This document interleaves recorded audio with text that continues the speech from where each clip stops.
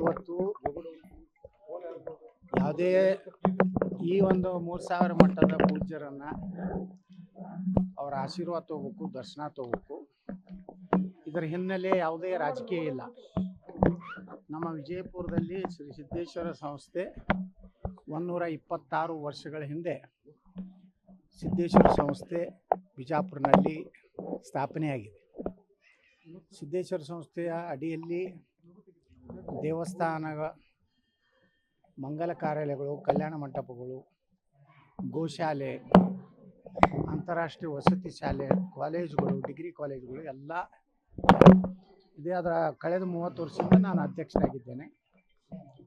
ಕಳೆದ 3 ವರ್ಷದ ಹಿಂದೆ ನಾವೊಂದು ಹೊಸ ಕಟ್ಟಡದ ಶಂಕುಸ್ಥಾಪನೆಯನ್ನು ಮಾಡಿದ್ದೀವಿ. ಈಗ ಕಟ್ಟಡ ಪೂರ್ತಿಯಾಗಿದೆ. ಅಲ್ಲಿ ಸಿದ್ದೇಶ್ವರ ಶಿವಾನುಭವ ಮಂಟಪ ಅಂದರೆ ಪ್ರವಚನಗಳಿಗೆ ಅನುಕೂಲ ಆಗಲಿರ್ತದೆ. ಮೊದಲಿತ್ತು, ಅದೇ ಜಾಗದಲ್ಲಿ ಕಟ್ಟಿದ್ದೀವಿ. ಮುಂದೆ ಕಲ್ಯಾಣ ಮಂಟಪ, ಅನ್ನಪೂರ್ಣ ಭವನ ಅಂದರೆ ಊಟದ ಹಾಲು, ಯಾತ್ರಿ ನಿವಾಸ, ಬಿಜಾಪುರ ನಗರಕ್ಕೆ ಹೊರಗಿನಿಂದ ಏನು ಬರ್ತಾರೆ ಅಂಥ ಅನೇಕ ಯಾತ್ರಿಗಳಿಗೆ ಮತ್ತು ಶಾಲಾ ಮಕ್ಕಳು, ಈ ಪ್ರವಾಸಿ ಮಕ್ಕಳು ಬರ್ತಾರೆ. ಅಂದರೆ ಬಿಜಾಪುರ ಒಂದು ಐತಿಹಾಸಿಕ ನಗರ ಇರೋದ್ರಿಂದ ಅಲ್ಲಿ ಸಣ್ಣ ಶಾಲಾ ಮಕ್ಕಳು ಬಂದಾಗ ಅವ್ರಿಗೆ ಎಲ್ಲಿಯೂ ಇಳ್ಕೊಳ್ಳಿಕ್ಕೆ ವ್ಯವಸ್ಥೆ ಇಲ್ಲ. ಅವರು ಎಲ್ಲೋ ಪಾಪ ಯಾವುದೋ ಒಂದು ಶಾಲೆಯಲ್ಲಿ ಅಲ್ಲಿ ಶೌಚಾಲಯ ಇರೋದಿಲ್ಲ, ಕುಡಿ ನೀರು ಇರೋದಿಲ್ಲ, ಅಂಥಲ್ಲಿ ಇರಬೇಕಾಗ್ತದೆ. ಅದಕ್ಕೊಂದು ಸುಮಾರು 1000 ಮಕ್ಕಳು ಇರುವಂಥ ಒಂದು ಯಾತ್ರಿ ನಿವಾಸವನ್ನು ಶ್ರೀ ಕಪಿಲೇಶ್ವರ ಯಾತ್ರಿ ನಿವಾಸ ಅಂತ ಕಟ್ಟಿದ್ದೀವಿ.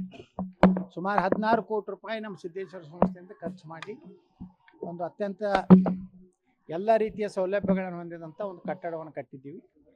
ಅದಕ್ಕೆ ಪೂಜ್ಯ 3000 ಮಠದ ಮಹಾಸ್ವಾಮಿಗಳ ಒಂದು ಅಮೃತ ಹಸ್ತದಿಂದ, ಯಾಕಂದರೆ 3000 ಮಠದ ಮಹಾಸ್ವಾಮಿಗಳು ಎಲ್ಲೆಲ್ಲಿ ನಮ್ಮ ಒಳ್ಳೆಯ ಕೆಲಸಕ್ಕೆ ಬಂದರೆ ಎಲ್ಲನೂ ಭಾಳಷ್ಟು 10 ಪಟ್ಟು ದ್ವಿಗುಣವಾಗಿ ಇವತ್ತು ನಮ್ಮ ಸಂಸ್ಥೆ ಬೆಳೀತಾ ಇದೆ.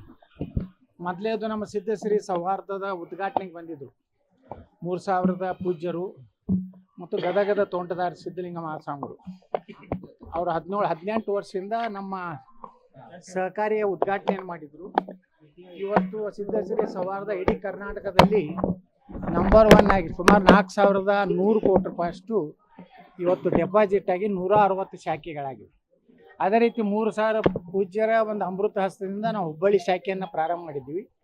ಸುಮಾರು ಇಲ್ಲೇ ಹುಬ್ಬಳ್ಳಿಯಲ್ಲೇ ಸುಮಾರು 1000 ಕೋಟಿ ರೂಪಾಯಿ ನಾವು ಸಾಲವನ್ನು ಕೊಟ್ಟಿದ್ದೀವಿ. ಒಳ್ಳೆಯ ಇಡೀ ಉತ್ತರ ಕರ್ನಾಟಕದ ಹಾವೇರಿ, ಗದಗು, ನಮ್ಮದು ದಾವಣಗೆರೆ, ಚಿತ್ರದುರ್ಗವರೆಗೆ ಇವತ್ತು ನಮ್ಮ ಶಾಖೆಗಳನ್ನು ಮಾಡಿದ್ದೀವಿ.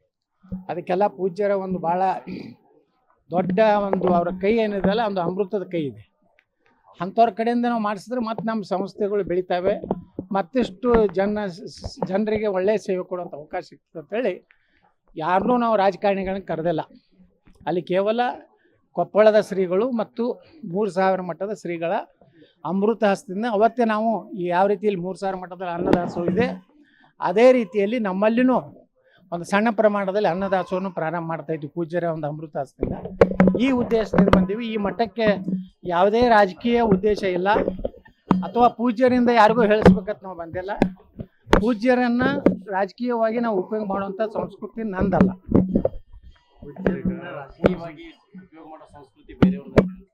ಯಾರ್ದೈತಿ ಅದು ನಿಮ್ಗೆ ಗುರ್ತೈತಿ, ನೀವು ಬೇಕಾದ್ರೆ ಅದು ಭಾಳ ಮಾತಾಡ್ತಾರೆ. ಆದರೆ ನಾವು ಯಾವುದೇ ರೀತಿಯಿಂದ ಪೂಜ್ಯರು ಇವತ್ತು ಅದರಲ್ಲಿ ವಿಶೇಷವಾಗಿ 3000 ಮಠ ಪೂಜ್ಯರು ಏನದಾರ ಭಾಳಷ್ಟು ಶಾಂತಪ್ರಿಯರು ಮತ್ತು ಮುಕ್ತ ಸ್ವಭಾವದವರು. ಇಂಥವ್ರು ನೋಡಿದ್ರೆ ನಮ್ಗೆ ಎಷ್ಟು ಖುಷಿಯಾಗಿ ಬರ್ತದೆ. ಅವರ ಒಂದು ಮುಖ ನೋಡಿದಾಗ ನಮ್ಗೆ ಒಂದು ರೀತಿ ಎನರ್ಜಿ ಬರ್ತದೆ. ಅಂಥ ಒಬ್ಬ ಪೂಜ್ಯರನ್ನು ಕರ್ಕೊಂಡೋಗಿ ಏನೇನು ಅವರು ನಮ್ಮ ಸಂಸ್ಥೆಗಳಲ್ಲಿ ಯಾವುದಕ್ಕೆ ಆಶೀರ್ವಾದ ಮಾಡ್ಯಾರ ಯಾವುದೂ ನಮಗೆ ಕಡಿಮೆ ಆಗಿಲ್ಲ. ಅದಕ್ಕೆ ಪೂಜ್ಯರ ಒಂದು ಅಮೃತಾಸ್ತ ಮತ್ತು ಕೊಪ್ಪಳ ಶ್ರೀಗಳು ಅವರು ಭಾಳಷ್ಟು ಸಣ್ಣ ವಯಸ್ಸಿನಲ್ಲೇ ಇವತ್ತು ಭಾಳ ಅದ್ಭುತ ಕಾರ್ಯವನ್ನು ಮಾಡ್ತಾಯಿದ್ದಾರೆ. ಇವತ್ತು ಸುಮಾರು 5000 ಮಕ್ಕಳಿಗೆ ಉಚಿತ ಶಿಕ್ಷಣ ಕೊಡುವಂಥದ್ದು, ದಾಸೋಹ, ಡಿಗ್ರಿ ಕಾಲೇಜ್, ಅನೇಕ ಶಿಕ್ಷಣ ರಂಗದಲ್ಲಿ ಅಷ್ಟೇ ಅಲ್ಲ ಒಂದು ಆದರ್ಶ ಸ್ವಾಮೀಜಿಗಳಾಗಿ ಅವರು ಮುಂದೆ ಬರ್ತಾ ಇದ್ದಾರೆ. ಅವರು ಭವಿಷ್ಯದಲ್ಲಿ ಯಾವ ರೀತಿ ಬಿಜಾಪುರದ ಸಿದ್ದೇಶ್ವರ ಮಹಾಸ್ವಾಮಿಗಳಿದ್ದರು, ಸಿದ್ದೇಶ್ವರ ಸ್ವಾಮಿಗಳಂದ್ರೆ ಇಡೀ ಜಗತ್ತಿಗೆ ಅತ್ಯಂತ ಒಂದು ಆದರ್ಶ ಸ್ವಾಮೀಜಿಗಳು, ಅದೇ ಮಾದರಿಯಲ್ಲಿ ಈ ಇಬ್ಬರು ಸ್ವಾಮೀಜಿ ಇದ್ದಾರೆ. ಅವರ ಅಮೃತ ಹಸ್ತ ಸಿದ್ದೇಶ್ವರಪ್ಪರು ನಮ್ಮಿಂದ ಹೋದ ಮೇಲೆ ನಾವು ಇವರಿಬ್ಬರನ್ನ ನಾವು ನೆಚ್ಕೊಂಡಿದ್ದೀವಿ, ಒಪ್ಕೊಂಡಿದ್ದೀವಿ. ಅದಕ್ಕೆ ನಾವು ಬಂದಿದ್ದೀವಿ.